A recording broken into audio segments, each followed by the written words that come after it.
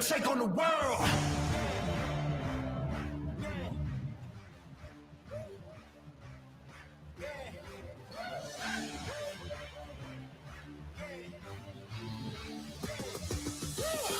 We're gonna take on the world. All right, guys, we are back in action again, live from downtown St. Joe. This is March 30th, 2025. We're back at it again. Third Hour Truth Theorem Podcast. I'm your host, James Gill. This is my co-host, Joe Hill. This is a new Sunday episode, special episode. Sunday fun day. All right, guys, we got a special guest tonight, or today. I'm getting my times mixed up. That's all right. I'm a little late too. So, by the way, this is why we're running our podcast late. 2:15. Yeah, there's a 2:15? Yes. Oh, son of a bitch. Anyway, we have a special guest on today, guys. I want you guys to welcome my friend. I've known this guy for a long time. He's a cool guy. Billy Cooper. Hey. Glad you could join us today, brother. Glad I'm here. Glad you're invited. Like you. Yeah. Go, Billy. Hi. How you been, man? Been good. Good. Life is good. Yeah. Yeah. How's things going? I'm here. Yeah, there you go, brother. I'm here. Life is good. It's been a while since I've seen you, Mm-hmm.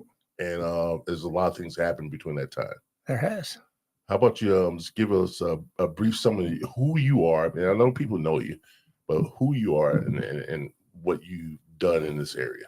In this area, well, I've bartended this area for 30 years. Yeah. Damn. Literally 30 years. Yeah. 30 years? Damn. Yeah. I didn't think it was that long. No, dude, he's been around for a long. This is one of the guys that taught me a lot of stuff. Actually, about longer bartending. than that. I started bartending in 1987. Yeah. When I was 18. So it's been a while. Yeah. It's been a while. I was at Clementine's for Yeah. 16 years. Yeah. Yeah, that's where I remember you. And then basically the last 10 years, I was at Bread Bar. Great place. Yeah. Great place. Great people. So you worked under Tim. Yep. Yep. Tim's the best boss I've ever had. Really? That's what I heard about him. That's what I heard about him when he was alive. He was a one hell of a bar owner and manager. And Absolutely. People just loved working for him. Mm-hmm. And his son, Matt, is done Matt. Yeah. His son, Matt, is a great guy too. I mean, he learned from the best for sure. So with bartending, I'm going to go with this a little bit because I'm kind of curious. Mhm. We were talking outside. You haven't been working for, you said about 3 years? Yep. 3 years now. 3 years. Do you miss bartending or do you Every day. Every day. I mean, I haven't been able to work in the last 3 years. Yeah. I miss the people.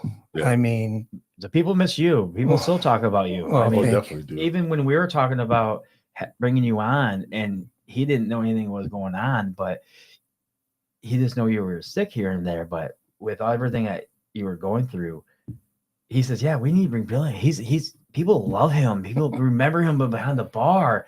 gone to Clementine's and everything else. I mean, he does look up to you. I mean, for what you guys went through. Billy taught me a lot Yeah. as coming into the sandbar, not sandbar, but boathouse. Oh yeah. Dude, he taught me so much about bartending and just how to be a good bartender and learn different. Because I thought I knew everything.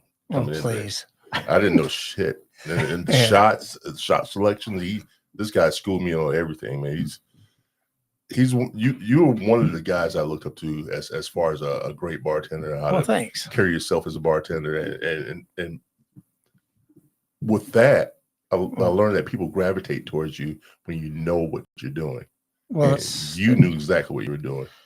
It's just relationships with people. I never considered working. I mean, it wasn't a job. I mean, every day I came to work, it was fun. Yeah. I mean, it was, like I said, I never considered it a job. I enjoyed it. And now I miss it so much. Man, you're making me want to go back to serving. He does. He makes me want to go back and get out of where I'm doing and just go back to serving and going back to having some fun and working with the people again that I do more than I do now. I mean, it definitely is. You gain these new friends throughout interactions with them on a daily basis. With that being said, once you do that, they never forget you. I see people that come in all the time. Hey, James, I totally forget who they are. Mm-hmm. I meet so many people throughout just bartending on a day-to-day basis. Oh yeah, try having a stroke. I was about to take a drink. Yeah, try having a stroke. And going to at Myers, people will come up to me and say, "Billy, how are you?" And I'm like, "Who the hell are you?" But it's not really like that. Really, like, who the hell are you? It's like, I know you, but I don't know your name. Right. Well, the funny thing is, some bartenders don't know people's names, but they know the drink that they use or the drink they like. Hey, do you want your Jack and Coke? Okay, yeah. But they don't have no clue who the hell they are. That's always my go-to, because I know people what they drink. Mm-hmm. And like before somebody, say for instance, if somebody walks in, I'm getting their drink ready right now. Right. And then as they sit down and put it on, say, dude, that's the best feeling that I've ever had. Yes. And just not even knowing their name, because sometimes I don't. I admit to that. Oh. But I know who you are. Yeah. And what you like. You know what they drank. Exactly. Yeah. And that goes a long way. Oh, absolutely. Absolutely. It goes a long way. And like I said, I picked it up from a lot of that stuff up from you. And don't sell yourself short, dude. No, I'm just being humble, man. He's being humble, but he's actually telling the truth. He's telling the truth. I appreciate that you come on the show and you want to sit down and talk with us. I mean, I appreciate that the most, because that right there is a sign of I don't know, your commitment to the community. I appreciate it. And for me to say that to you is just like, yeah, exactly, exactly, brother. I mean, I appreciate what you've done for me, my career as a bartender. Well, thank you. And it means a lot to me. I mean, there's a lot of other people that helped out in a long way, along my way. But you were definitely a key part of my success as a bartender. And I thank you. That. We had fun. So stop getting all mushy. You're emotional right now. Sorry. Can I man cry? I've been waiting for this podcast, man. I really have been, and it's a pleasure to have you on. Well, thank you. Thank you. And I appreciate that, brother. You all right? Yeah. I need a tissue. Do you need a tissue, man? I'm sorry, guys. Do I need to step out for a minute? No, you don't. No, you don't. Just jump right in. So. Yeah. This is double Dutch. Jump in. But technically, when I told him, when he brought your name up, like I said, he brought your name up, and I said, okay, I'll go for it. I'll shoot the texts and emails and messages and get back and forth. But when I told him, he's coming on, he got excited, and he was very. I really did. I got excited. Of all the shows so far, I think this is one of the ones that he was also looking forward to the most, because of someone, like he just said. I didn't know about the whole icon type thing, but and But Billy Cooper is a legend, man. He is You a say his legend. name, and everybody knows who he is. yeah, because we had Known from coast to coast like butter on toast. My man. Lots of fans. But actually, who do we have on that? Oh, Sarah Heater. Hey, Yeah, we had Heater on, and She was last week. Yeah. yeah, she was we were talking about it, and she said, yeah. And then she brought up Clementine's and all the other things and all the places, and your name got popped up, and your name got popped up a couple times in other shows too. I mean, people do appreciate you and love you and care for you for who you are and what you've done in the community. well, thanks. I mean, I don't know what to say, but thanks. Yeah, That's all you can. That's all you can say Yeah. because It means a lot. It But really you put in does. a lot of work, man. It really does. Well, like I said, 30 years. Yeah. that's 30 years. I That's mean, amazing. it's you're gonna was it all, meet people. was it all 30 years here? Yeah. Like I said, it's the old captain's table. Yeah, Yeah, I remember see? that. Yeah. Wow. Yeah. Here in 1987. Yeah. I mean, literally, it was 1987. I started bartending, and I was 18 years old. Did you know anything while you started? Never. Nope. So the first drink I was bussing tables. So the first drink you made could have been like maybe a screwdriver, and you didn't know how to measure, how to do anything. You just Oh, absolutely. poured a little bit, watched, poured, and okay. Like I was bussing tables. Yeah. And just, I mean, watching bar back, and you know what I mean, bringing ice to the bartenders. Yeah.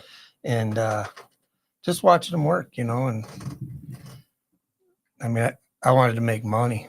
And you saw what the bartenders make and everything else and tips. Yeah, well, I I understand that. I was my senior year in high school, and I was bringing home like as much as parents were making. Yeah. You know, Yeah. back in the day, and the money is what it put the hook in my lip. You know? Yeah. Yeah.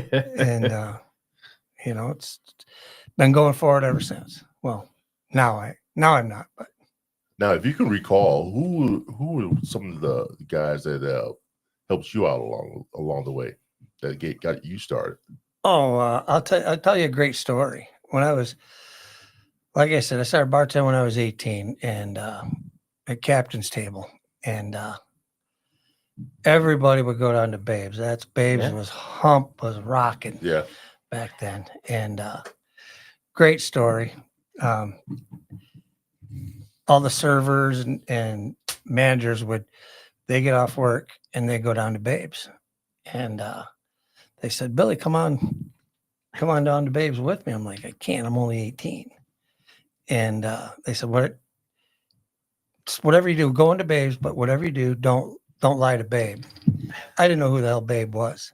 You thought it was a girl, didn't you? Yeah, no, I knew. I Okay. I kind of knew who he was, but I didn't know what he looked like. Yeah.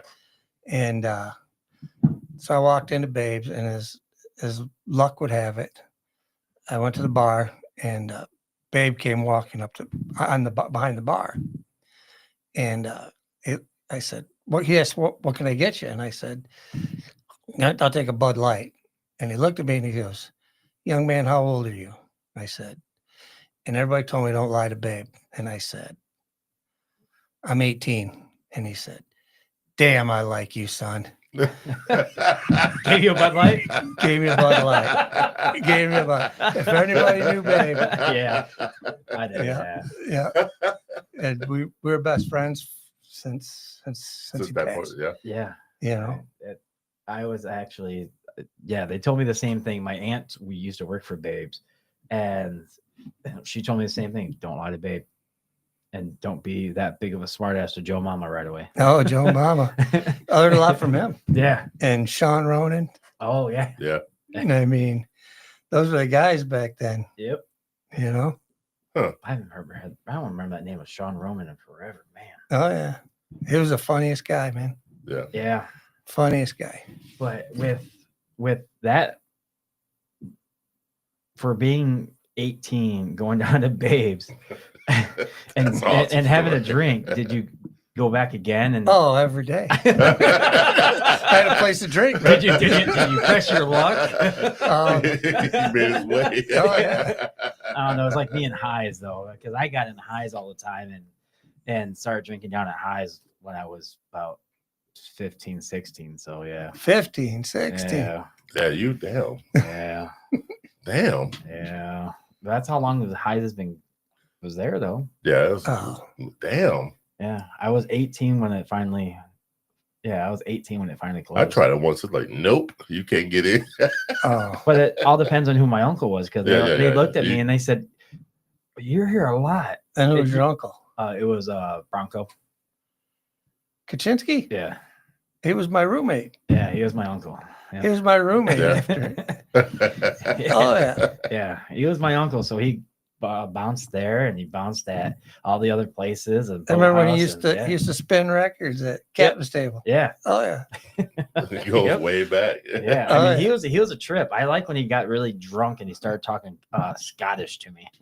No, I don't know if it was really Scottish. It wasn't, but he tried. Yeah, yeah. You think what you want, man.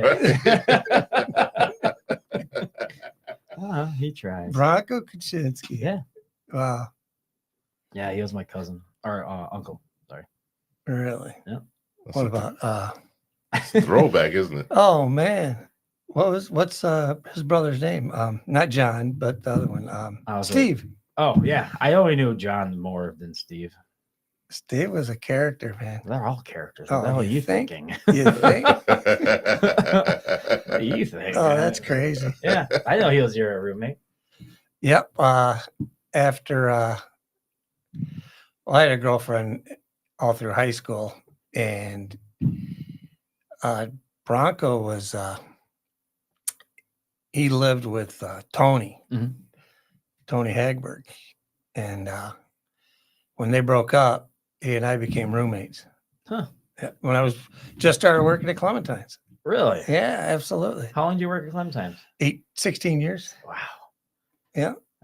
And then at those places there, like I'll say like Grand Mirror, Clementine's, people when they put their badge and how long they've been there, that's a great thing to see. And that shows that you're loyal to the place you're working at. Plus, that shows that the owners of the place really do fucking care. Yeah. Like to keep people Yeah, there. they keep people that's there, and I mean, look at shows. Mike. Yeah, Yeah, Mike. Yeah, Mike. Mike's another. I trained him. Yeah, You did. Yeah. Yeah. He had never poured a drink. He was working at a liquor store. Yeah, he was. Wasn't it Lambert's? Was it? I don't know. I don't think so. I think it might have been. I don't know. I don't either. I can't remember. I think it was Lambert's though. So he worked at the liquor store. He knew all the liquors. Yeah, he just don't pour a drink. Now he's one of the premier bartenders around. Yeah. Well, he's not bartending that much anymore. I don't think. He's managing more now, but Yeah. he's more of a manager now. But he does get behind the bar time to time. Yeah. Yeah, that's a great way to take a pay cut. Become a manager. Yeah, exactly. See, that's why he was telling me how much he made at during the week you get paid. at Bread Bar for just 1 week that he was making. I'm Not 1 week. It was every week. Every week. Yeah. So I was just- making.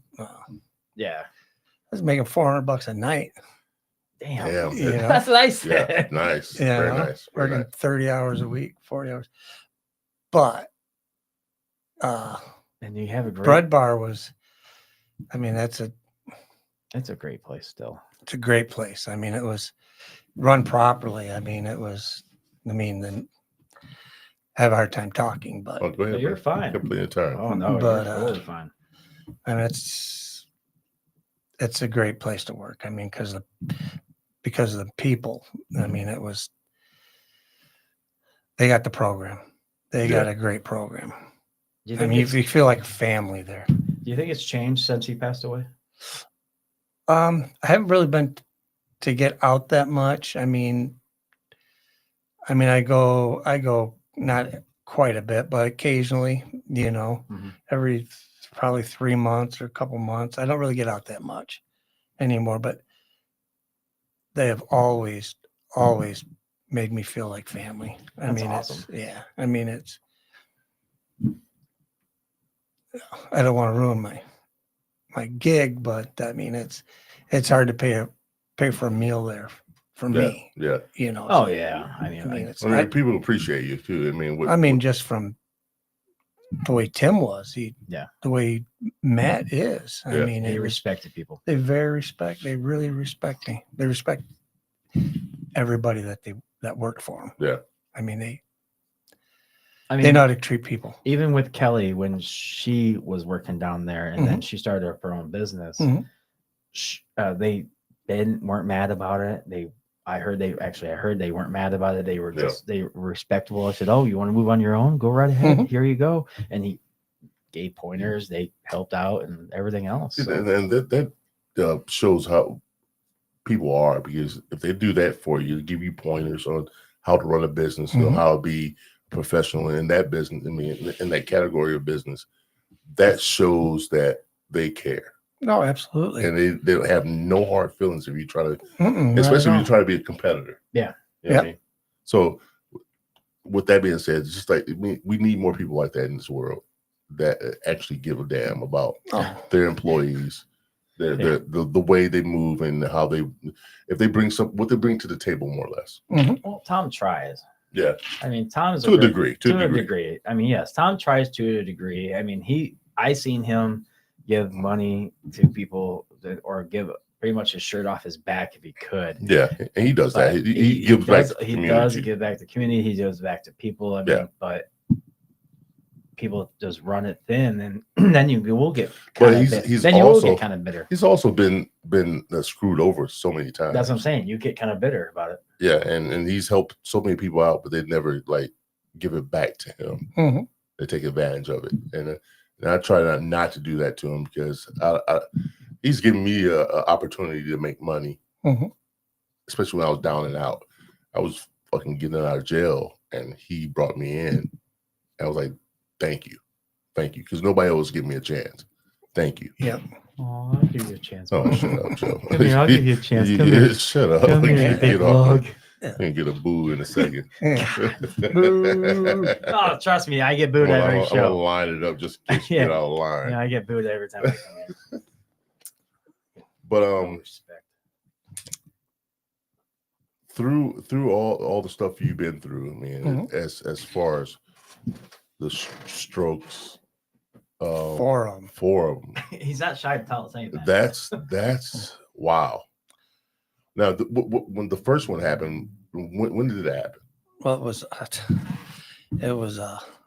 March 1st, 2022. Wow, this is relatively recent. Yeah, that's when I had my first stroke.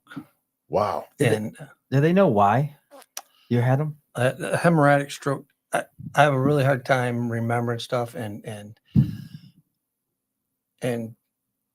talk. I mean, really talking about it, because I don't remember. I really don't remember. See, but so they don't know why you had them. It was a blood clot in the back of my head. Wow. I mean, I'm able to talk now relatively okay. Yeah. I mean, but there was a long time where I couldn't even form sentences. Really? And I mean, I was had a little paralysis in my right arm, and just for a little while. And for the luck of God, for the grace of God, I went through physical therapy. I did speech therapy 3 times, and I'm able to talk. I'm able to walk. I have no paralysis. That's amazing. Even after having 4 strokes, you still have movement in your hands. I can do anything. You can do anything. You don't have your face didn't really. How some people have, really? So some people have. No, I meant really don't have I meant how some people have strokes. It really just kind of slips down, or they lose stuff, or they lose ability and stuff like that. But I still see it in my mom's face. My mom has a stroke, and you see it on this. A little bit, I mean, you can a little bit see it, and everything else.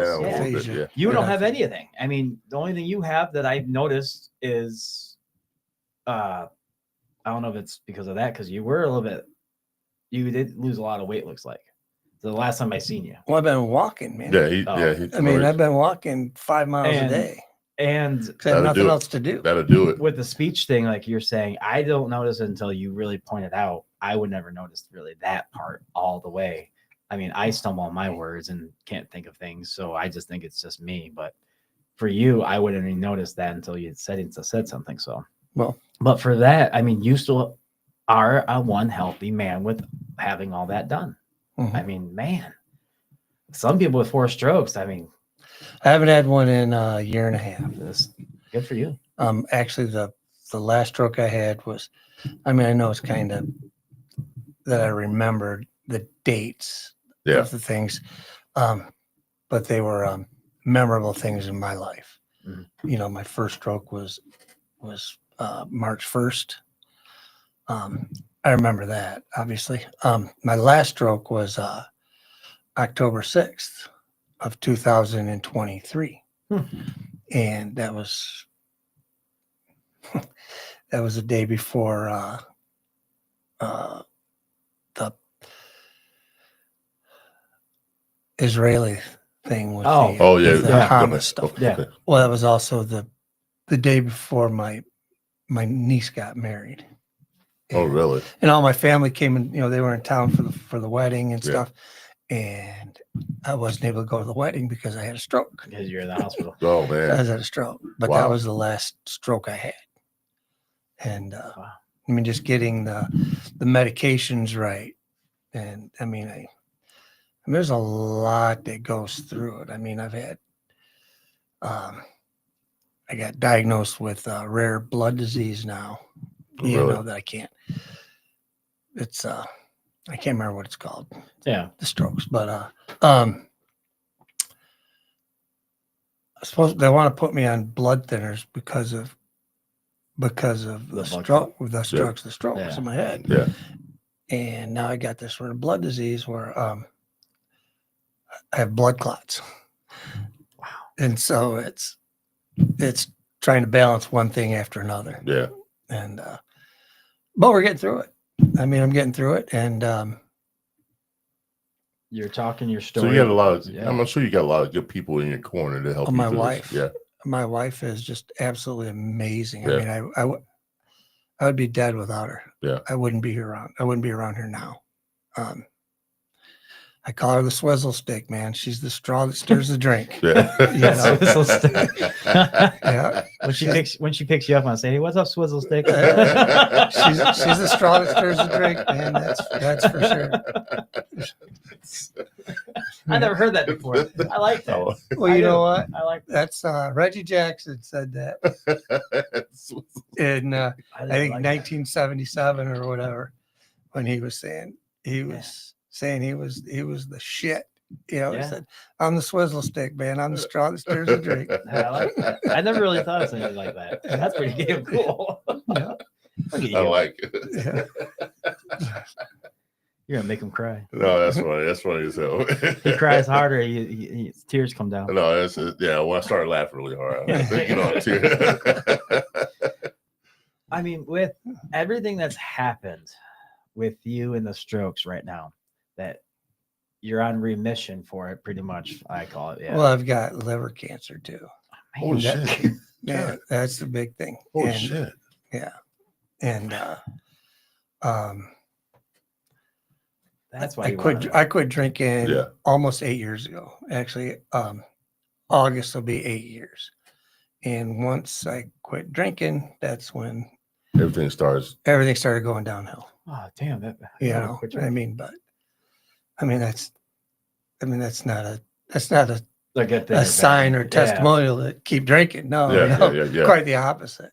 Yeah. Well, that's what happens when you do it over a certain amount of time. Yep. And once you stop, all that stuff starts to come into effect. Well, it even goes with someone like that retires from work at like a major, let's say like a hardware store or something that's manual labor all the time, and you stop cold turkey and you start sitting down and relaxing all the time and not doing anything, your body shuts down. Mhm. So I understand with the whole not drinking and then Yeah. stuff's happening to you because of that, for that one reason, not because of what happened, but it would shut down no matter what. But with that, I understand that. I mean, it does. People now they don't want to retire because they want to keep doing something because of that. Yeah. Because they're afraid. something's gonna happen. to them if they stop cold. I mean, just Yeah. stop totally. Yeah. So when did you find out this was happening to you? But the liver? liver thing. Yeah, cancer, yeah. that was right around the same time I had my stroke. Oh, really? Yep, right around then. My doctor said, my primary care doctor in this area, great doctor.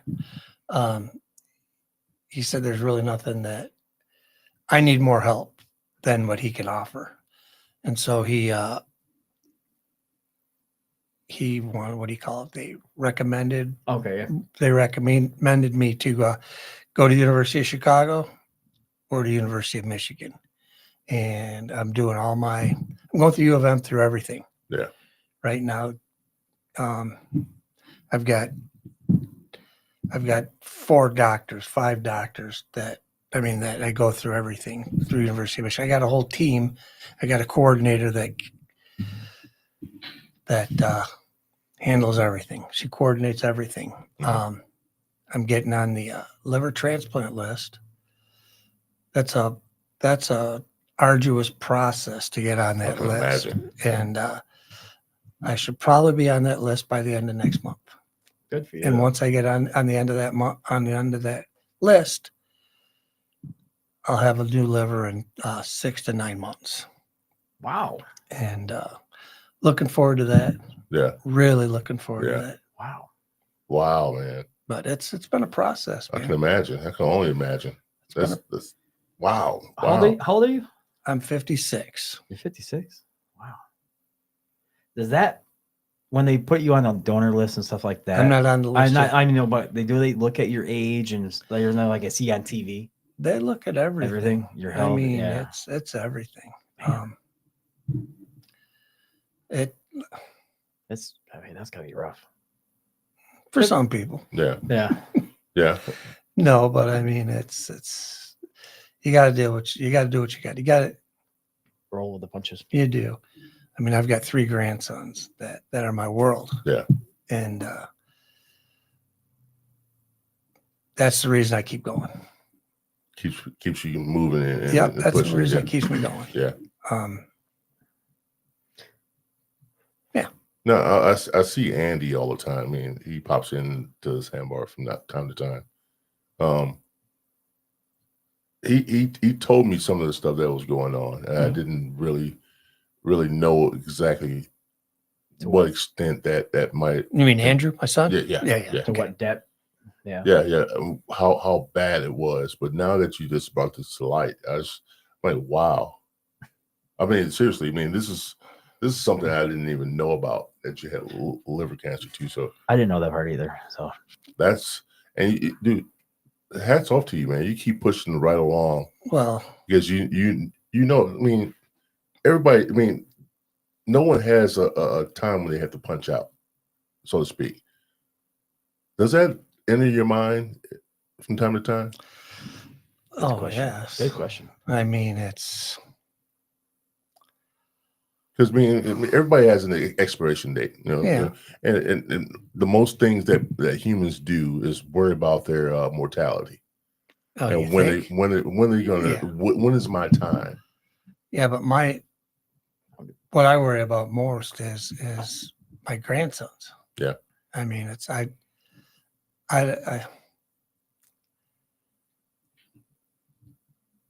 need more time. Yeah. I need more time. And I mean, it was a couple of years ago when I didn't think I could go on. Mm-hmm. I mean, I had a real rough time. I mean, my prognosis was not good at all. I mean, it was not good at all. I mean, I didn't know if I'd be able to make it. I didn't know. I really didn't know. Oh, no offense, what I would probably do is shut down after maybe the second stroke. I'm thinking, why? What else can happen to you? What else? Yeah. What else? And you went through that, and then you went through another one, and went through another one, and then you didn't think about all that until the 4th one. Sounds like. So for me, going to you, I give you respect and honor you because I would probably give it up after the second one. I probably would have. I would probably be really pissed at myself and everything. I'll tell you a good stroke story. Okay. All right. I mean, it's actually pretty funny. I was on the bath. I was using the bathroom, sitting on the toilet. Okay. I can just picture this now. And like every other man, I had my cell phone. Mhm. Okay. And all of a sudden I couldn't dial the numbers. I didn't know what I was doing. I mean, I didn't know what I was doing. And I said, okay, something's wrong. I got to get out of here. My wife was at work. I was home by myself. And Oh, man. And you never know. You can't understand the feeling of, I mean, I had to get help. I had to figure out what was going on. And my right side was, I couldn't move it. I couldn't move it until you sit there and try to wipe your butt with your left hand. Okay. Things like that you don't think about. You don't think about. You never got it? You never tried? No, I never tried. And okay. I did it. Yeah. I did it. And I knew I had to get help because I couldn't think. I didn't know what was going on. As luck would have it, I came out my front door, and my mailman Was just putting the mail in our mailbox. And he said, "Hey, Billy, how are you?" And I couldn't talk. And he looked at me and he said, "Do you need help?" And I nodded. Nod in your head, yes. Wow. And he said, "My phone's in my mail truck." And he ran down the street to get his mail, get his phone out of the mail truck. And my next door neighbor came out, and then neighbor down the street, three doors down. He came out. They called 911.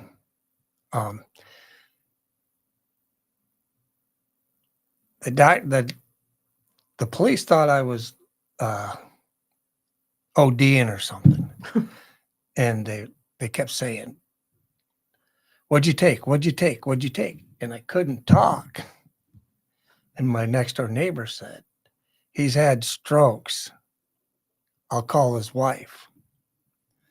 And I mean, what really pissed me off the most is they thought I was a drug addict. Yeah. You I know? could see that a couple people thinking about that. You But know? it's lucky that you have people around that Mhm. knew it happened Mhm. to you before, and that they've seen this happen, because they would have probably not even did anything to rush.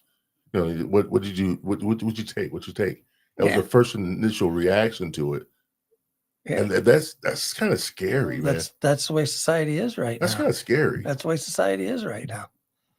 You know, they said my eyes were dilated or whatever. Like, man, I didn't know where the hell I was. Mhm. You know, Wow, man, I mean, it's crazy to think about it, isn't it? that's scary, man. It's Yes. scary and sad at the same time. Yeah, they're Mhm. very sad. Because they had assumed something more than the other instead of them asking questions. Are you feeling okay? Are you? Well, can you he speak? couldn't speak. I know. Can you speak? Can you do anything? And if it wasn't for that neighbor, they would still think that you're Like on drugs or something. Yeah. Yeah, but what do you?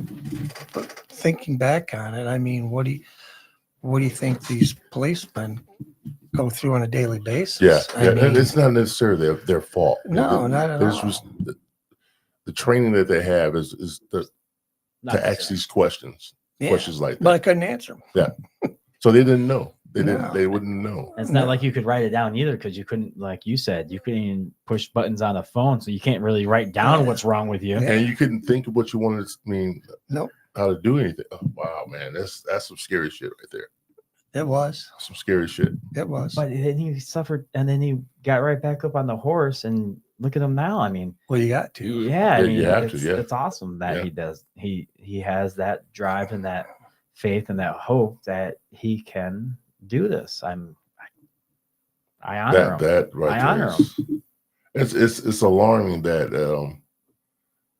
that this right here is part of our society, how people think. And like I said, it's nothing against, no knocks against the cops around, I mean, the police in this area, or any police. No, it's any police in general. Yeah, they didn't know. So I mean, with that being said, I was just like, I'm glad there was somebody there for you.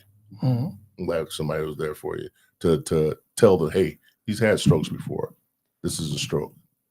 Mm-hmm. And he doesn't do that type of stuff. So that cleared that up.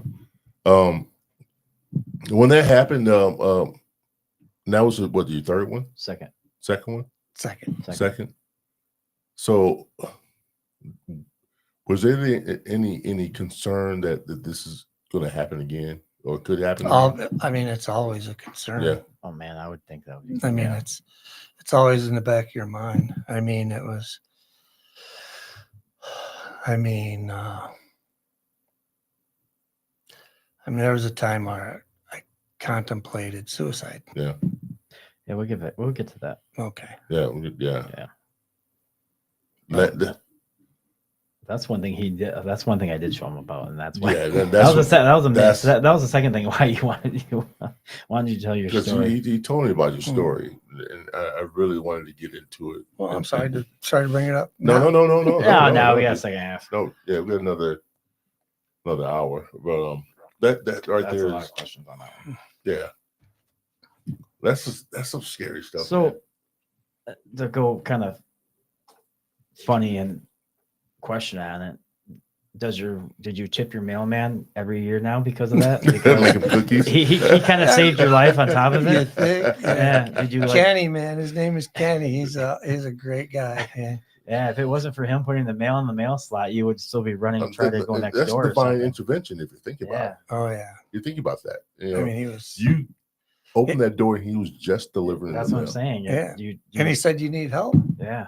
And I said, Instead of just nodding and Yeah. or him just looking at me and saying, "I'm just dropping off the mail and just going to the next house," he physically knew you and you didn't look right, so he asked you. So I've given him props. Yeah. Yeah. And- Way to be alert too, man. Yeah. Just like you know that I mean, because you're very talkative when you surrounded by people. You want to interact with people, Mhm. and I'm sure he knew something was wrong when you didn't say anything.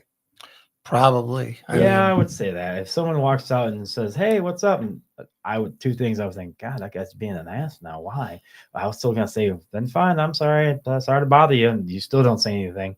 I would think something's up with somebody. No, man, our mailman, Ken, he's just an amazing guy. I mean, even before all this, I mean, he's just.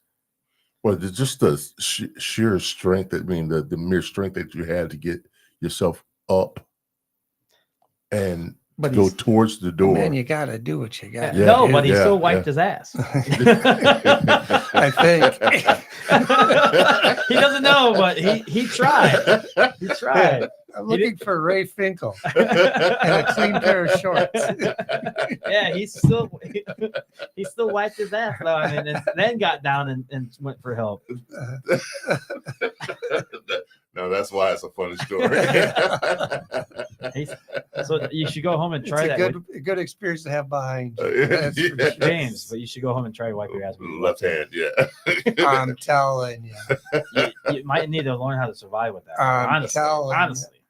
I mean, you don't think about it. Yeah, I never did. No, I actually had a scenario where I had to use my left hand because when this person's house was too small and I couldn't, and the toilet paper is on the left side, I went, God, this is kind of awkward. I went, this is why it's always on the right side.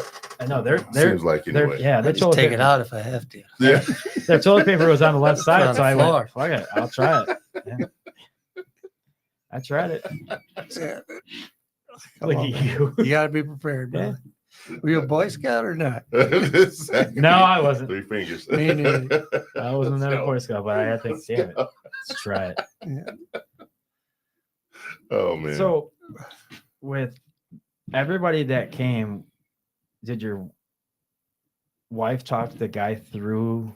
Do you know through what you had and Or what was going on? what was going on? What you call I it? mean, because I, when do, they said, I don't remember. You you know, talking yeah. about the mailman or no, the guy said, "Hey, he had strokes. I'm going to call his wife." my next door neighbor? Yeah. He's a Yeah. great guy. I mean, I'm sure everybody here knows the guy. I mean, I'm not gonna call him out. Or I have no Okay. clue who your neighbors are. I don't know where you live. But I'm sure she talk him through or Or talk to the cops. I'm guessing probably talk to the cops and say, "Hey, she yeah, she met him at the emergency room. Yeah. I tell you what, man, I've had some experiences. I mean, there was one time, was it a stroke time or no? They switched my medication. That was with I can't remember what it was, which medication it was, but they switched my medication, and it with two medications at the same time. What is it called when you overdose." No. No, whoa. No. I don't know. Man, what's You on do- your brain, I'm man? trying to think. What are you on, Joe? Over medicate. when you Cross examine. yeah, you know what I mean. cross contaminate, Yeah, like almost That's what I was thinking. of a Yeah. medication. They get Yeah. two medications that it kind of Interact. It's like an interact. It's Yeah. a reverse reaction to Yeah, it. they interact, whatever. It's worse than what it needed to be. And my wife took the day off at work because she knew there was something going on with me. And my doctor's office was, I mean, literally a block from our house. And my wife was making breakfast. And she said that I looked at her and said, "Call 911." And I took off the front door and just I ran out and I went to the doctor's office. Crazy story. They interacted. Okay. So crazy story. I ran to the doctor's office. In the window, you know what I mean? Where you inside the doctor's office. Yeah. I jumped through the window and the receptionist just looked at me and I grabbed her arm and I said, "Call 911." And my wife didn't know where I was. She called 911. The doctor's office called my wife and said, "We've got Billy. We got 911. He's going to the emergency room." And that's kind of a funny story. Wow, dude, you went all the way to the doctor's office. It was a block away. Yeah. It was a block away. She didn't know where the hell I was. And you told her to call 911. You ran out and went to the doctor's office. I did. Holy shit! Holy shit! That's crazy I'm stuff. out of here. That's crazy stuff, man. Yeah, Oh, what a life we live. yeah, man. I was thinking when he said you jumped through a window. Sorry. I did. The Yeah. reception window. Yeah. Yeah. I went head first. I went head first. You guys are talking about how he said, how he went and ran out. Because you knew and something did all was this. going on. I didn't know what the hell was going on. I guess. I don't remember. Holy shit! I don't remember. So It was did they get was it was their fault for doing that? Did you do well, anything I'm besides not that? blaming anybody. Yeah. But it interacted. It was they But had, the wrong medications for the wrong thing, so that made you well, I don't know if the wrong things. My body didn't react. handle it. Okay, Didn't handle it the way Okay. they thought I should have. right. He did a Superman. I did, man. Billy I did. Cooper. The life of Billy Cooper. Oh man, Oh man! that's crazy. All right, guys, we're at the top of the hour. No, we're not. Huh? We started late. Nice try. Oh, I got time restraints too, man. I got to work today. I'm We're calling at the working top on of your the hour. Working on my schedule, Black people time. That was a little late, man. My fault. All right, guys, we're at the top of the hour. This is the Third Eye Truth Theorem podcast. We are with Billy Cooper this fine Legendary. afternoon. The legendary. Legendary Billy Cooper. Guys, if you're watching on YouTube, please like and subscribe and leave a comment if you want to. And if you're watching our podcast, you'll see a little coffee thing on the side. No, I don't. Huh? No. Oh, okay, I didn't put it on this time. Yeah, Never mind. I was rushing. There's no coffee thing. Anyway, Next time. we'll do it next time. Tomorrow, we got a podcast tomorrow. Yeah. But if you're watching YouTube, please like, subscribe, and leave Yes. a comment. All right, let's get back to the episode. So, from all the stuff that you've been through, now we're going to jump ahead to what you were going to talk about in a minute ago. With when you pretty much, I'm going to say you were just depressed. So my question is, before you get into the story of that part, my thing is, when did you finally get depressed? And was it after the third or fourth? I mean, after the fourth one, or after the first? or did you when you found out you have? Yeah, I mean, I'm sure it was after the first. I mean, it was I didn't think I had anything to live for, man. Yeah. I mean, it was. I mean, my kids, my daughter and my son, they didn't know how to deal with it, you know. well, who does? No offense to anybody out there in the world. I get it. No one. Depression is the worst thing. I mean, I always go back to the one person I know was passed away because of what he did, was Robin Williams. No one ever knows. The most funniest man in the world, act like nothing was wrong in his life, did that because he was depressed in the inside. You can be the most coolest person in the world, but you never know until you physically ask somebody, "Are you all right? Are you okay?" You know what? I not saying I not consider myself, but I think about. I compare myself to not compare myself to Robin Williams. Yeah. Believe me, not like I'm not saying anything like that, but I know that people like me. I know that nobody knows what's going on inside. And I mean,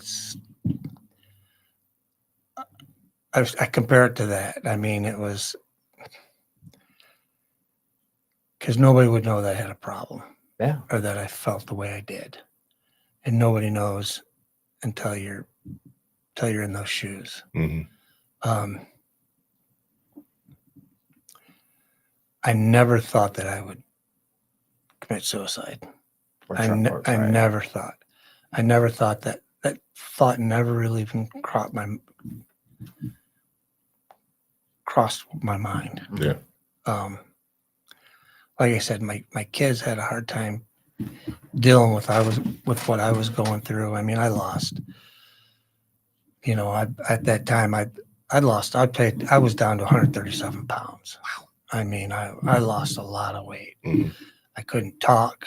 I mean, I was just a shell of your former self, maybe. Yeah, that. Yeah, and I mean, it was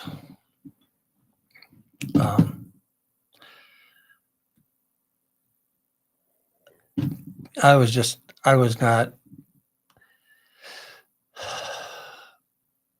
I didn't offer anything to my kids. I mean, it was just, I can't talk, but it was. So I'm sure that was hard on you. Yeah. Because you've always been a rock for them, mm-hmm. for your kids, mm-hmm. and for them to see you in that condition probably weighed a lot on you mentally. Well, yeah. I mean, it was hard to. They were having a hard time dealing with what I was going through, mm-hmm. and I mean, they weren't coming around that much because of whatever they felt. I mean, they couldn't deal with what I was going through. But an aspect for anybody that goes through it, you just don't see it. I mean, you don't really blot out and say, "Yeah, I'm depressed. I'm this. I'm that." You don't tell anybody. You still try to be strong for everybody out there. You mm-hmm. hold a good pretty much, I hate to say it, like a poker face when you see people, and the only true people that know that you're feeling that way are the ones that you see on almost on a normal day basis, or they see, or they see in your eyes or the way you're acting that you are depressed. I mean, it's kind of hard for hard. men in general, because mental health issues are not talked about. It's always brushed under the rug. We don't have a lot of support when it comes to mental health, and that you're the rock. You're the rock. Yeah, yeah. Each male in their particular family has to be the rock of that family, and you're supposed to be tough and be able to handle anything that comes your way. But that's where mental health issues come into play, and when we don't address that the right way, we'll never know what's going on in each particular male's mind. They're going through some hard times in life, because we take on a lot of stuff on a daily basis throughout life. We have to bear that pressure on and put that pressure on our shoulders and carry that load for a long time without breaking, because we have people that depends on us. Yep. And when you finally break down mentally, it's never seen or never discussed, which is it wears down a person. It's like my wife was there every day, and she didn't know what was going through my head. You know, it's like I told her, I said, I'm gonna take a walk. You know, I'm going for a walk. She didn't think anything. She didn't think anything about it. You know, and I mean, you guys know what was going on. You know, and I just said, you know what? I've had enough. I can't deal with this anymore. And I walked down there to Scornia Beach, and I mean, between the piers. Yeah, to the little gazebo. Yeah, you know, I was sitting there, and actually there was a couple sitting over on the one of the picnic tables. And I was waiting for them guys to leave. And I mean, there's where the pier heads are. I was going to jump. I was going to jump in the water. It was a real windy day. I mean, the waves were huge, and I'm not a good strong swimmer. And I was just going to jump in. And I mean, I was done. I was done with. I couldn't deal with it anymore. And so this couple got up to leave. They left. And then right as they left, this other couple came walking up at the same time. With their dog. Milo. Not Milo, pardon me. Minion. Yeah. And I mean, it was just crazy. And the lady, Laura's her name now, she looked at me and said, "Hey, how you doing?" And I said, "Okay, you know, I don't know." And we just started talking. I mean, she knew that there was something going on. I mean, I can't even tell you how I looked. I don't even remember. I don't even know. All I knew is I was waiting her to leave too. You know what I mean? I was just wanting to get it over with. And make a long story short, they started talking to me. And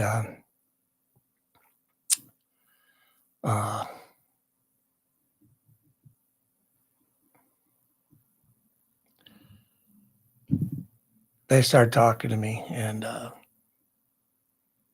was telling them about what had happened with me, my strokes and cancer, and You pretty much had enough of it. Yeah. And they came around and right next, yeah. Yeah. And I mean, I'd never seen them before in my life, ever. They'd never even gone to they'd never been to Scornia, they said. They'd never been to Scornia. It's the first time they've ever been to Scornia. And the part that's in the video that you the what do you call it, the testifying or no Testimonial. testimony, thank you, the testimonial, she even said when they got out of the car, they're walking down and they're going to go one way, but they felt a dark aura and a dark cloud over where you were at. She said they could just feel They it. could just feel it, and that's why they were Wow. more pushed going towards that way. And that's why they pretty much said, we sat down and she, like you said, they asked if you're okay. And then how in the video it said you just let them, then fine, all right, this is what's wrong. And you just let them have it. And what was real weird about it, which I remembered vividly, is Mark looked at me and said, "Hey, can I hug you?" yeah, I remember that part of the video. Yeah. And it is weird because a grown man, Right. Yeah. you know what I mean, says, "Can I hug you?" And I just looked at him and I said, "Yeah." And that's divine intervention. Yep. You said it was the best feeling that Yeah. you've had. I mean, we just sat there and hugged, and I mean, it was divine intervention. You I said mean, you feel it was, that peace. oh, it was You like did. That Yeah. burden's been lifted off your shoulders. oh my All the stuff you gosh. said, all the stuff you talked to him about, it felt like the burden was all just off your shoulders. Yeah, And you felt more of a inner peace in your life. it's crazy. I mean, it's crazy. I mean, it's it brought me to the church that I'm at now. Yeah. And again, I have a hard time talking, especially when I get You're fine. yeah, I You're have a fine. hard time. I have the both. I know that video almost by heart. I watched it once. I did. It was heartwarming for me because after that, you went through. You became a member of that church. Mhm. You went from, I didn't know you were Catholic. So you said you were Catholic before. Now you go to First Church. First Church of God in Benton Heights. In Benton Heights. Yeah. Pastor Jaime Cervantes is just the most amazing pastor. I mean, I have a hard time comprehending stuff, and it's like when Pastor Jaime, when he does a sermon, it's like he's just talking to me. Yeah. It's literally he's just talking to me, and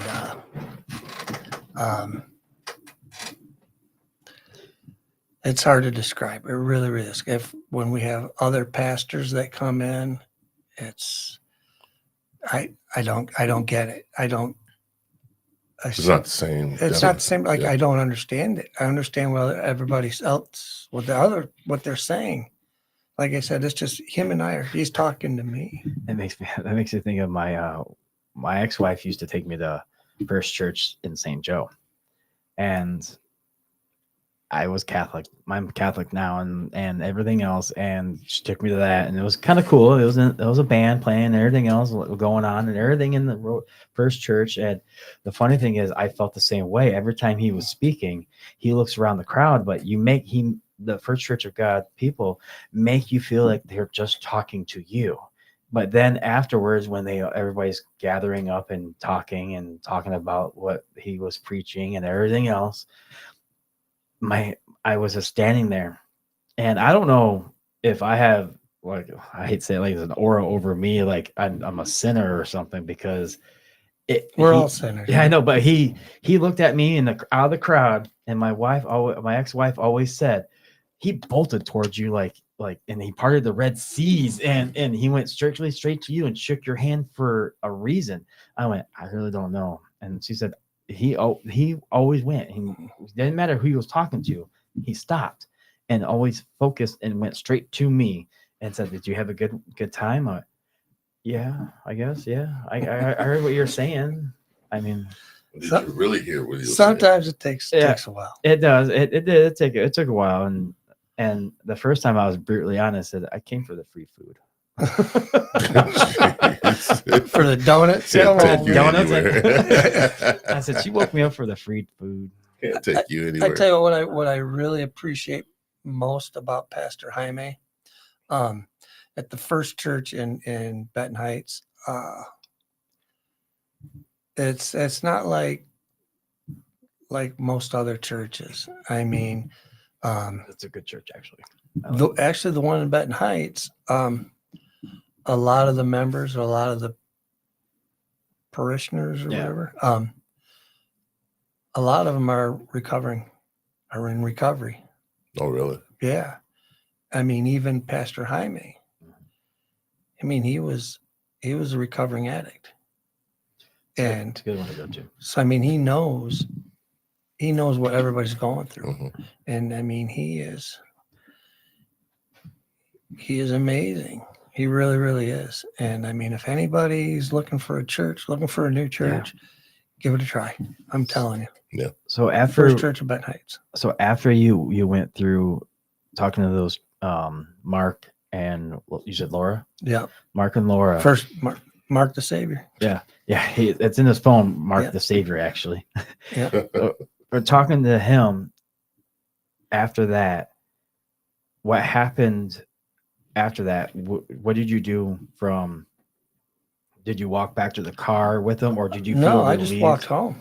You walked home. I walked home, and my wife was sitting there, and I said, "Mary, you wouldn't believe what just happened. You would not believe what just happened. I mean, it was eye-opening. It was more than eye-opening. To open up your heart. Oh my Your soul. gosh! Yeah. I mean, it literally was God. I mean, I can't tell you how I felt, how I feel. Yeah. I see it in your face, actually. How you're speaking, and I see it in your face. It was uplifting. It was Because it was random people. random people. Yeah. And I'll be honest with you too. The guy, Mark and Laura, Mark said, "This is the worst hamburger I've ever had in my life." I'm not going to tell you the name of the restaurant, but they said we fed it to the dog. Yeah, I remember. And I'm not going to say the name. Everybody knows it. But that's the best. It's the best hamburger around. But yeah, that's where they came over to feed the dog. Yeah, actually, yeah, it was. That right there shows that people still care. Oh, it was divine intervention. Dude, just a random couple comes up. Yeah. They could feel the darkness in the area that was over. I mean, the cloud that was hanging over you. Oh, Yeah, They could see. It sounds like they could see what was going on. she said she felt a dark cloud over.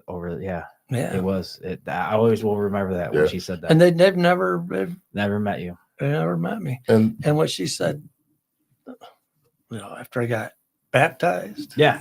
Oh, yeah. Then you got baptized in the water. I got baptized. It was last summer. Mary and I got baptized. I mean, before that all happened, before that I met Mark and Laura, Mary and I were talking. We got to find it. We got to find a church. We got to find a new church. Well, I was raised Catholic. I was an altar boy till I was 16 years old. Yeah. My wife was born Catholic. Yeah. And we just didn't feel comfortable in the Catholic Church anymore. I mean, it was too regimented. Yeah, I see that. It was sit, stand, kneel, sit, stand, kneel. yeah, I had nothing against Catholics or Catholicism.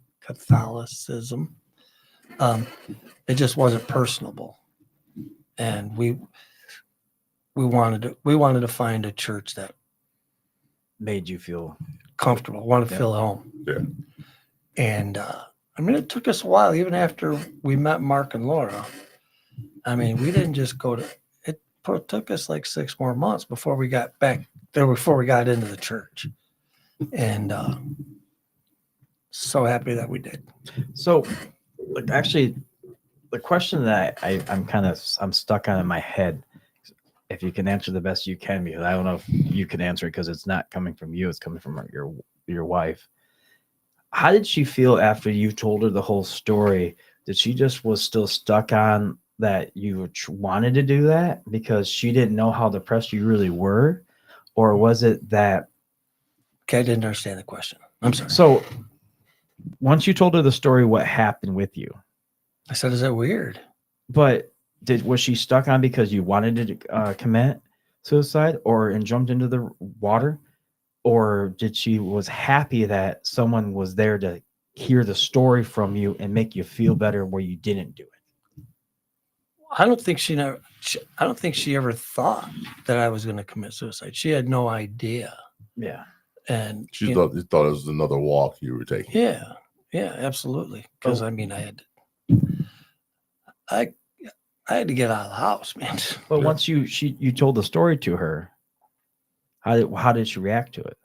I said, is that weird? I just looked at her and I said, is that weird? And she said, no, that's God. That's awesome, actually. That's God. Yeah. And telling you this is not your time. No. Yeah, I got more things for you. Yeah. I'm not done with this world. Yeah. Yeah. He wanted to hear the story of what you're going through and help other people. If I could help one person tell my story, then that's what I'm here for. That's why God put me on this earth for. Yeah. Yeah. You know, I mean, I know a lot of people. We did a testimonial through church, and that was in December. We did that, and we've got over 7,800 views. Yeah, it's amazing. You know, in 3 months. Wow, 3 months, 4 months. But still, that's still amazing in that much time. Yeah, and that is awesome. And people come up to me, people that I don't know, people that have said, "Hey, you're Billy, right? You know, you helped me, and wow, I mean, that's what I'm here for, you know. That's maybe that's what I'm here for. Maybe that's why God put me on this world for. That just gave me goosebumps when you said that. You know, that people come up and just say, "You helped me." Yeah, you helped me through a tough time. Pretty much, that just gave me goosebumps. And that speaks volumes, man. And that was 4 months ago. Man, I just got goosebumps. That speaks volumes. I'll tell you that much. That hits home. That hits home for me. Because I was a guy I wasn't to the point where I wanted to do anything to me, but I was depressed about every year around my Christmas and everything else. Now I'm back to being by myself, and my daughter's gone and everything's gone, and they have no one really to talk to, and can't talk to my family because they just look at me and say, "Okay, you just get over it," like whatever type scenario. So I really didn't have anybody to talk to, but then I saw your thing, and your story now is very uplifting for me. Thank you. Mm-hmm. Thank you, man. I mean, it gives you purpose. I mean, just to hear somebody go through that and then actually come out on the other end unscathed just because somebody helped out. I mean, that speaks volumes. I mean, beyond recognition. I gotta take my hat off to the people that helped you out. They could have easily said, "Hey, how you doing?" and kept going. You know what I mean? I don't mean to laugh at like no, hey, seriously. I know. No, you know what I mean? Yeah, I know what you mean. Most people do. Hey, what's these up? days? And, hey, how you doing? And just keep walking. Or how are you? How's your day going? And they could just left after you say, "I'm okay," and just kept on walking.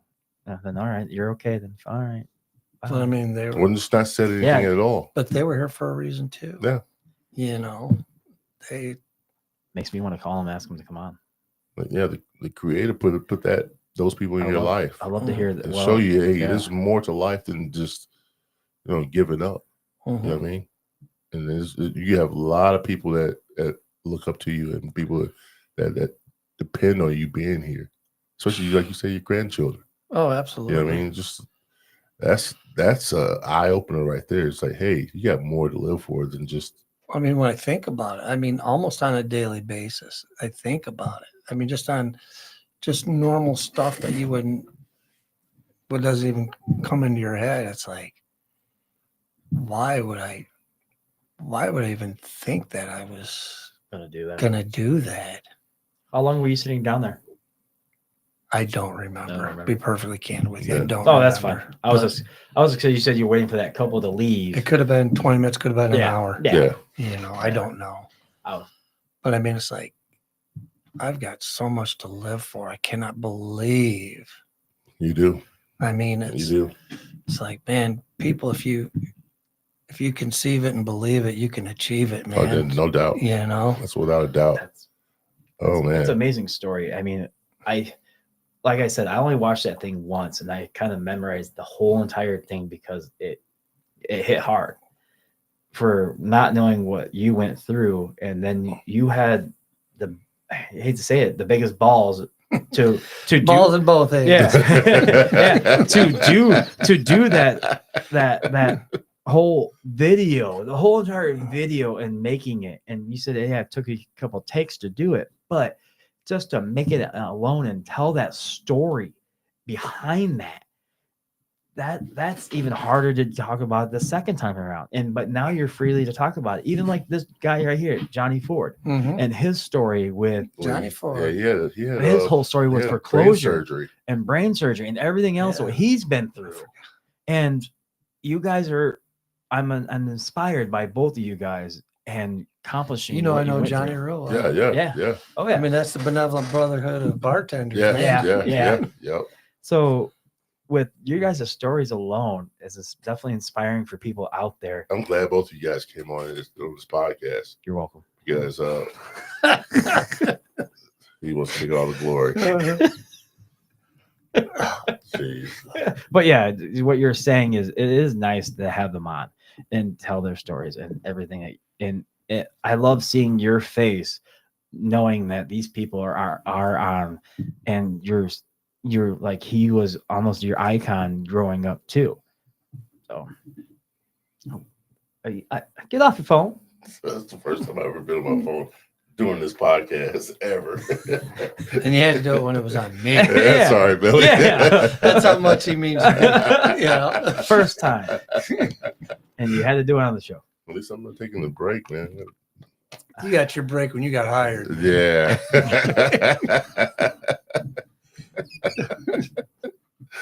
Oh man, but on a serious note, I'm glad you're here, man. This means a lot to me, and just to sit here across from you, man. I was so nervous. I'm not gonna lie. I was so nervous to come on here. Yeah. You know what I mean? It's like I can't talk. You know, you're doing a great job, brother. You know, thank you. You would never know. You would never know. You know, and then, like, I mean, we just walked in. It's lights, camera. Oh yeah. Sorry about that. That was my fault. Well, we usually have about 15 minutes to talk to you about it and everything else, but something just happens and gets you warmed up. Yeah. It's a good thing I was the first, you know. Yeah. Something happens. Yeah, something is. I made it a decent. You'll have that. You'll have that. I'm like, I'm on my way. Oh shit! Like shit, I didn't even realize what time it was. Yeah. But with him, I like this. Bringing someone on like you, and he was all gung ho and geeked about it. Oh, but then when I told him what you were going through, and I showed him the testimony and everything else like that, he was in awe. He didn't know how to deal with it. He was kind of, I didn't know that. Dude, I was shocked to hear that. I didn't know that, and just to hear that, and then you came out, like I said, you came out on the other side unscathed. And I was happy to hear that nothing happened to you, because I would have been shook if you carry through that with that type of deal. I don't know if I would have. We're gonna do it. We're gonna get through. We're gonna get through it, man. Yeah. Like, and if it wasn't for my wife, like you said, you got a rock too that you lean on. when times are tough. And But- she's there. She's there for you. But people don't look at that. No offense to what you're going to do, and not to be the ass in this whole part right there. But I'm going to be. A lot of people don't think about that. I hate to say it. A lot of people don't think what's going to happen with they go through it. The people they leave behind, the kids, the wife, the grandparents, anybody out there that loves and cares for somebody that does it, they're not thinking right in for that at that moment. That there are people out there that love, care, respect, everything out there. They just want to stop the pain. That's all. Well, I mean, I'll be perfectly candid with you too. Is I mean, just to quit drinking. Yeah. I mean, it was. I mean, I was a flaming alcoholic. I mean, I was a drinker. See, I didn't know that about you at all. Well, I mean, you don't want people to know that. Yeah, I just didn't see that out of you. And then nobody. I mean, you didn't. I drink at home. Yeah. And I mean, it just got to the point where it was gonna kill me. My doctor said, "You know what? You're gonna have problems. You're gonna have problems if you don't quit." And it was so hard to quit drinking. I'm not even gonna lie. Oh, well, I believe it. But then I started having grandsons. I'm like, There's not. There's not a better reason to do I it. have to quit drinking. I want to see my grandsons grow up. Yeah. I want to be around. But at that moment where you were sitting down there, you weren't thinking anything like that. Mm-mm. You're thinking about the depression part. So yes, it didn't really Just thinking matter. about myself. Yeah, you're thinking about yourself on that aspect. I mean, that's what happens when someone is depressed. They want to relieve the pain and the pressure that I is just wanted to go burning away. on them. I just wanted it to go away. And so for what you went through and those people coming down and pretty much being your savior, God bless them, because if it wasn't for them, you might have done it. I hate to say it. I would have. Yeah. Yeah. So for them showing up with their dog, sitting down and wanting to talk to you, God bless them. I mean, they're talk about being at the right time. Yeah. Oh man, you couldn't ask for anything better than that. Yeah. And like what he said, they could have just walked right by you and said, You could have been in a couple of like, yeah. So for what they went What's through, going on with our yeah. day? We're down here just come Yeah. watch the waves. Actually, Feed they this came dog. down to feed their dog the nasty burger that they got. And it's the best dirt burger in the area. I'm not even going to tell you. Yeah. I still talk to Well, we talked to him. I'm like, Well, how in the hell could you guys say that burger was awful? Well, It was awful. After the show, we'll ask you what place it was, but we don't have to do it right here, right now. Yeah. Might air that. And we won't air that That's one. a shitty No. burger. No. But yeah, they were actually going to go down and feed their dog. I mean, that testimony was an awesome thing. And then he got baptized, and at the end of it, always makes me laugh. He says, then I got baptized in the water that I was going to do it in. Yeah. And they did what did they that? It was Laura that said that. Yeah, okay. She said that. Well, it was funny, and it was did they do that at Suscornia? Oh, Oh, yeah, Tuscarnia. yeah. So yeah, it's the same Because I place. live He was- right down there. Yeah, he was at the same place at the same time and everything else. Yeah. So it's just hard to think out there that people do go through this, the pain, the suffering, Oh, it's just a lot. and- man. It's just hard. and It's you hard to just don't believe know that- it. that I went through it. Like I said, it's hard for me to say that, but I think about Robin Williams. Yeah. It's like, because I I do know too. that a lot of people care about me. A lot of people Yeah. like me. They always, not they always have, but I'm not the person that you would think that I would Do something. do something like that. Yeah. And you just like Robin Williams. I mean, who would have thought Yeah. that he would? He's the happiest guy in the world. Yeah. But you got to remember it. A lot of demons. Well, with that, not only that, it's just you never know what's going on inside. Like you said, Mhm. he could have been that's a facade on the outside. That's a surface layer, layer type of stuff right there, where he has to put this facade out that he is always happy, telling jokes, being funny all the time. That weighs down on a person's psyche, man. I tell you that much. Try to carry that reputation, trust all me. the time. You know exactly what I'm talking about. But it's You have to have this. You carry this image of yourself to everybody that you this happy-go-lucky, good humored person, and you have to keep on doing this day in, day out. It weighs down on a person. Weighs down on a person. And if we can understand that as people, not only to that everybody's human, they have a weak side, then we can probably see and help other people get through this type of stuff. I remember one time Joe was telling me he was feeling depressed. I was like, dude, pull me and get yourself together. You gotta fight through this. And then, I get through that. I usually get around probably I always get really, really hard on myself around end of November. Towards the holidays. Yeah. And he said something. There's so much to offer. You have so much to I know. offer. Yeah. I even made I hate to say I even made a TikTok video, like a 2-minute TikTok video, actually talking to the camera and testifying. So you got a daughter that's in college. Yeah. She's doing great things in college. I know what I have. It was just I never gotten that far as like, no offense, you, Billy, to just sit down there and wanting to do it. I always find the cons that don't have it. I mean, I still have my demons and everything else in me, but I look at the outcome of what I have out there still and what I can probably do to achieve things. And for my daughter, well, granted, she never wants to have kids, so I'll never have grandkids, but I have dogs. Well, there needs to be a lot of outlets for men to go to talk about these things. 989 people. What the hell's that? 989. Is it a hotline for suicide? Yeah. I mean, 989, man. 989. Not only that, just about men's mental health. I mean, we have to be able to have an outlet in order to get this stuff off our chest, off our minds, so we can function at a high level at all times and not feel this burden that we have to carry everything.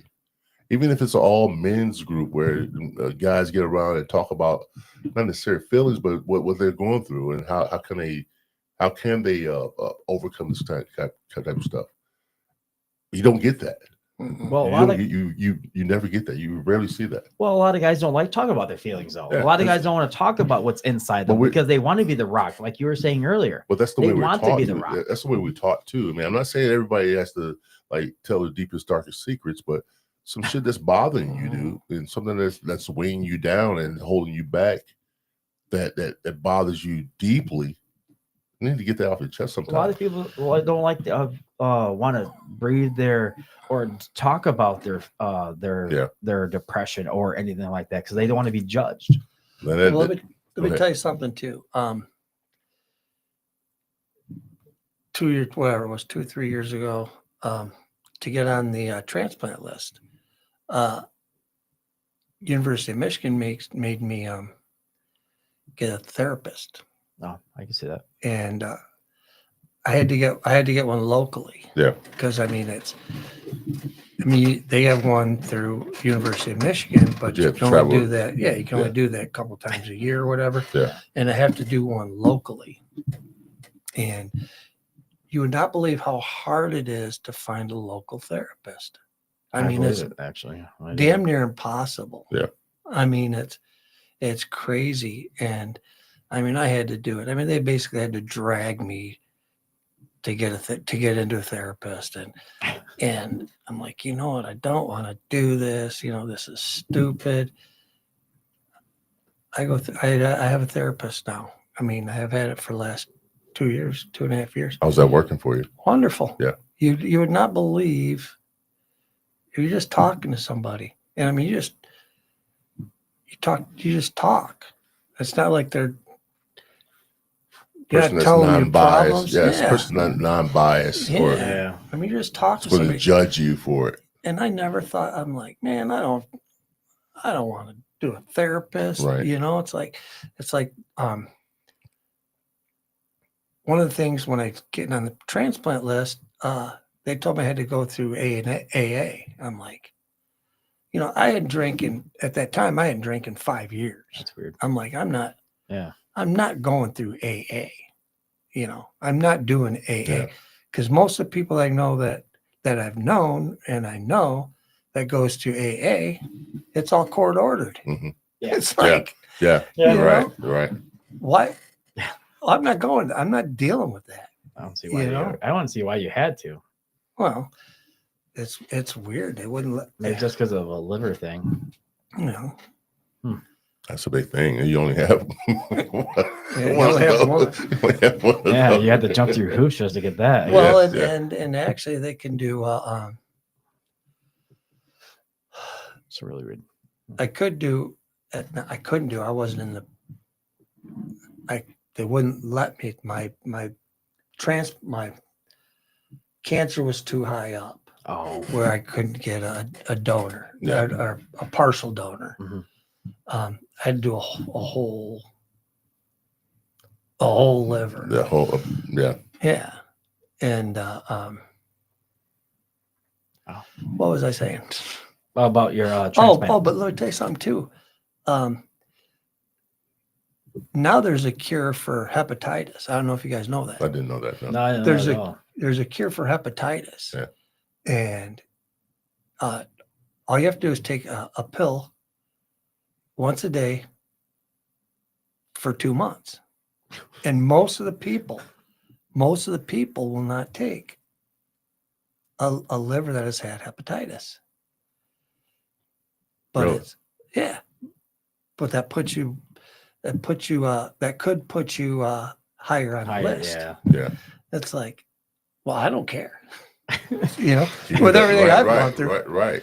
I don't care, but no, I've never heard that until I trying to get on the list. If you can look it, you can look it up. That's kind of neat. Yeah. And it's nothing. There's absolutely nothing wrong with the liver because it's. So you can get this liver with the hepatitis. You can take these pills to get rid of that. Yeah. There's a cure for hepatitis. Did not know And these that. people don't want to take the pills because they want a new liver. That doesn't mean that I'm gonna have a liver that has hepatitis. Yeah. Because I mean, I might have a clean liver. The funny thing is, you're saying about a therapist. I never really want a therapist. I know what I do. Not to be a smartass, but I know what I do. Really, I go to a town that nobody knows me. I go to a bar and confess everything to a bartender, then I walk out. Unlicensed therapist. An unlicensed therapist, and I get a good thing out of it. Your conscience is clean. My conscience is clean. Or you get your ass kicked. Yeah, one of the two, pretty much. But oh man, that's what someone has said. You really want a cheap therapist? You just go to a town that you don't many even know. men want me, including myself. Not many men want to go to a therapist. They fight tooth and nail to avoid that. But there are ways that you can get help if you're feeling depressed. I mean, you should do that. I had a guy get to me on my inbox and wanted to know if I was going to do any topics on male mental health issues, because he was going through something where his ex was cheated on him or something like that, and then got married to the guy. It might have been something along those lines, but brought the same guy that she cheated on him with to his daughter's sporting event, and he almost lost it. No, this is not funny. That's not funny, dude. A lot of guys go through that shit. I know. I went through it a lot, but I'm just thinking, wow. Let me try to follow this. Okay. So am I. So a guy that I know, he got into my inbox and asked me about What's an inbox? Well, it's a message. When I messaged you from on Facebook. Okay, gotcha. So he put a message in there, asked me if I was going to do anything on mental health issues. Okay. and he told me a story about how his ex cheated on him, and the guy she cheated on him with brought him to this sporting event for his daughter. Ooh. And the only thing that held him back was his dad. I'm not going to say his name, but wanted to go after him. He wanted to go after the guy. Yeah, okay. He was pissed off by that. You know what I mean? Yeah, I understand that you have to get into that. You have to get over a breakup, and if that person moves on to another person, you have to deal with that. Right? But are they still together? I mean, the one that she cheated on him with. Yeah. And this was still fresh. Yeah. Still fresh. So, I mean, I told him I'll definitely look into that. I've been trying to get into that. But I'm glad you came on because this has a little bit to do with some mental health issues that men go through. And you have to find your own way through these choppy waters sometimes and then navigate yourself through it. Even if you go through a therapist or whatever the case may be, you may do it yourself, figure out this the lay of the land, so to speak. But I want to send a shout out to him. Hey, keep your head straight, man, because you don't want to lose your cool over that type of stuff. Well, that could put on a slippery slope. I understand what that guy went through because I went through it myself Me with too. my ex-wife. The funny thing is, I almost had the same scenario, but it was in my own home that I was paying for her when I moved out. Yeah. I got my kids on the weekends, and all of a sudden we went to a movie. We come back. Witness. I've been there. Yeah, I know. Went to a movie, and all of a sudden I opened up the door. Like I just walk in because it was my old house, and I had my kids. So and all of a sudden we opened up the door, and all three of us stopped and looked, and she's just like laying in his lap, watching TV. And my daughter looks at me and says, "Dad, who's that?" I said, "Aaliyah, I don't know who's that. Who is that?" She said, "I don't know." And I looked at the oldest. "Who's that?" I said, "I don't know. Mom's new boyfriend, I guess." So I went, well, I kind of figured that one out, you wise ass. But I said, "I don't know." Then I guess he spent the night because I called my daughter every morning before she went to school and tell her have a good day and stuff like that. And she told me, "Dad, I have to tell you something." And she like whispered in the phone, "He was sleeping in your spot." And and I went, "Oh, it's okay, Aaliyah. I mean, it's fine, Mom." I went. I know. I said, "Your mom moved on. I really don't care." I really didn't. But dude, sometimes that does. So some people it should hurt. Some people it would hurt me. I will always love and respect my ex-wife. I'm never gonna be in love with her anymore. If something happens to her, I will go see if anything's okay with her. But I'm never gonna want to go back with her ever in my life. I'll always have that mad respect and love for her, but I'll never be baby's in love. mom. Yep, I'll never be in love. I get it. So, I get it. But with that aspect, I understand where that guy went on the through. other hand, some people on the other hand, that shit bothers the fuck out of him. But the funny thing is, he gets more mad when I show up to things for my daughter at a family function. He gets mad. I don't. So I just kill him with kindness and say, "Hey, what's up, man? How you been?" Yeah, that's your kid. That's your kid. No. I know. Yeah. And he gets more mad that I show up because then all the focus is on me, not him. And he's more mad about that part. Yeah. So it cracks me up every single time. So it kind of balances itself out. Yeah. I look at it as the last laugh. I do because every single time I do. So I understand where that guy's coming from. It's hard.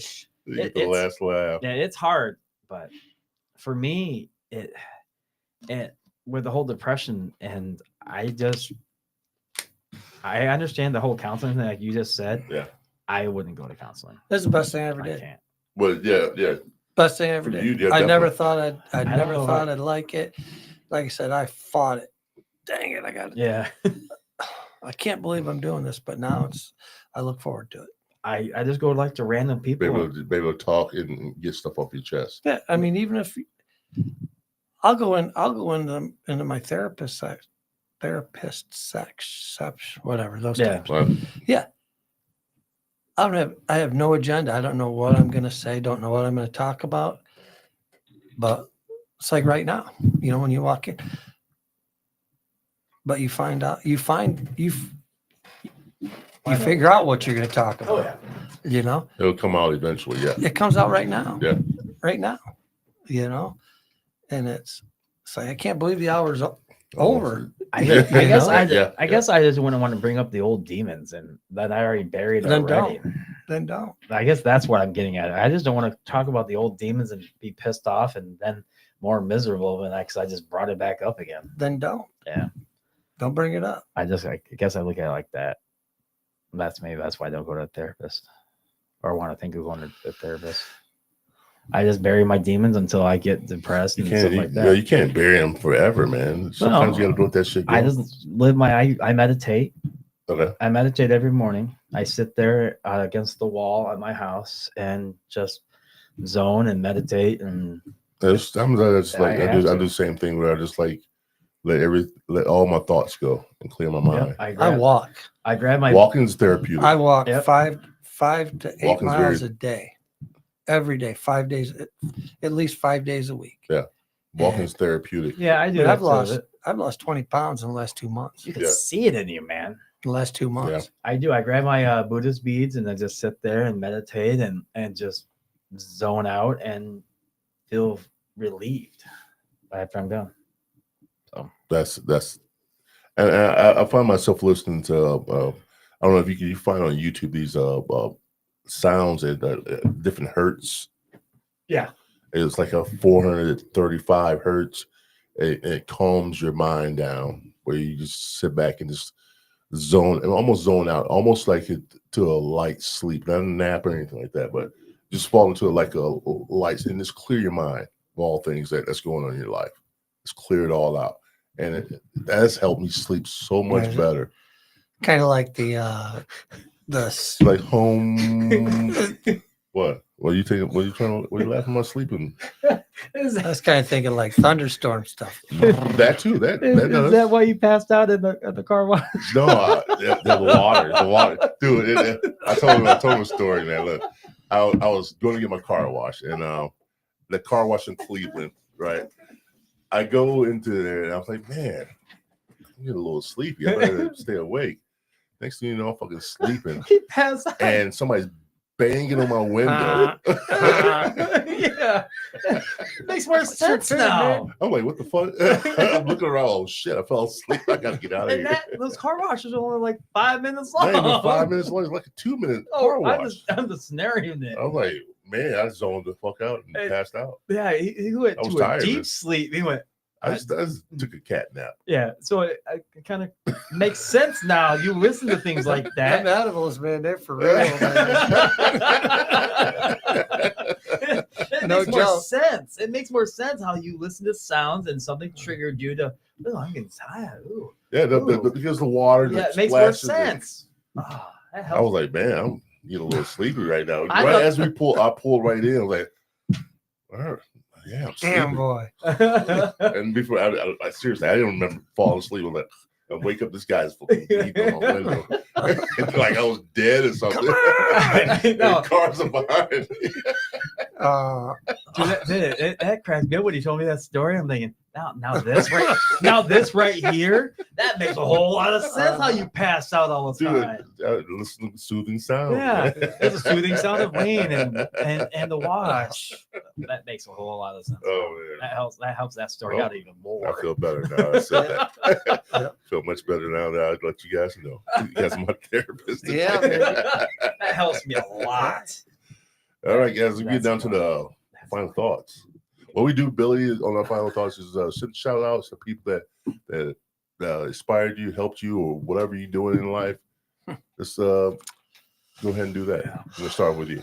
I don't really know what to say, but Pastor Jaime Cervantes at First Church,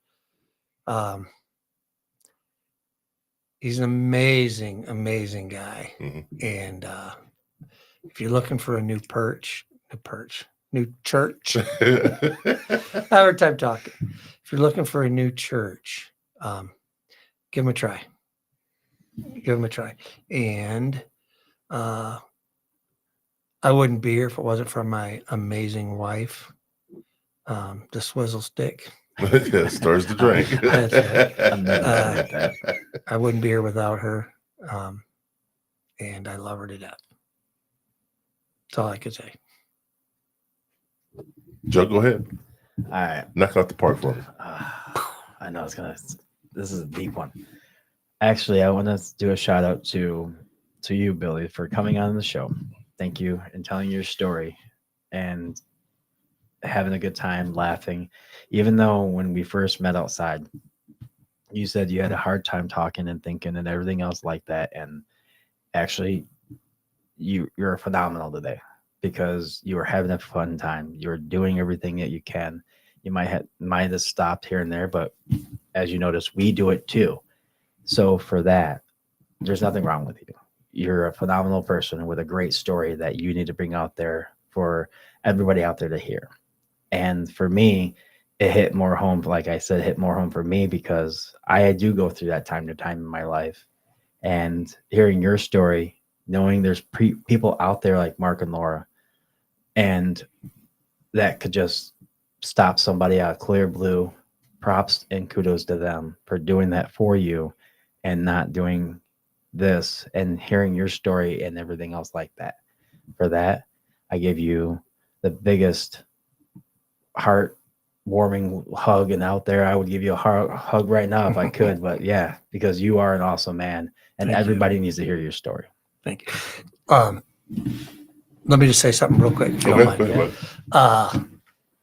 I wouldn't have been able to do this if you guys wouldn't have made me feel comfortable. Like, because I wouldn't have been able. You guys made it like we were just talking, which we are. Yeah. But thank you so much for that. And if you want to see my testimonial, is it okay to say this? Yeah, you can. It's on my Facebook. It's on my Facebook. You can just scroll down and check it out. Actually, I'll post it. I'm gonna copy and paste this show, and I'll put it on my Facebook, and underneath I'll put that testimony for you, so people could see it. Check it out, and I'll tag both of you in it, so other people can see it too. Yeah, so I'll get that word out, yeah, man. I would definitely get the word out for that. All right, guys. So James Billy Cooper. Dude, this episode meant a lot to me. When Jody brought this to my attention, I was like all on board for it because I wanted to hear from you. I haven't seen you in a while. This is it was kind of hard for me to hear all that stuff happening to you because I didn't understand it. But now that I hear it coming from you, it means a lot. I mean, it gives me hope for myself. You know, you fought through all this stuff, 4 strokes, liver cancer, depression, thinking of suicide. And all this stuff was stopped because you met 2 random people that came into your life and gave you that hug, gave you that motivation to, hey, I got more to live for. Your pastor at church gave you more to live for. He's talking to you. You felt like he's talking to you directly. That right there has to give people hope out there. There are good people in this world that make us want to move on and keep going and not worry about the bad things in life. You have your 3 grandsons, your children to live for. I'm glad you came on the show and said what you had to say because it means a lot to me. And for that, I appreciate you so much. You've been a big part of my life. Man, I'm getting choked up. Come on. I was gonna call you out on it. No, dude. It meant a lot to me, man. But you've been a big part of my life. You helped me out and taught me some stuff about what I need to do as far as what I'm good at right now. And I appreciate that. Everything. Appreciate it. Samaj. Say it backwards. Guys, I want to thank everybody for watching our podcast today. If not, we're going to post this all on Facebook and get this word out. Thank you, Billy Cooper, for joining us. Thank you. This is the Third Eye Truth Theorem podcast, episode 74. Episode 74, Sunday edition. I'm James Gill, your host. This is Joe Hill, the co-host. Thank you guys for watching. I appreciate you.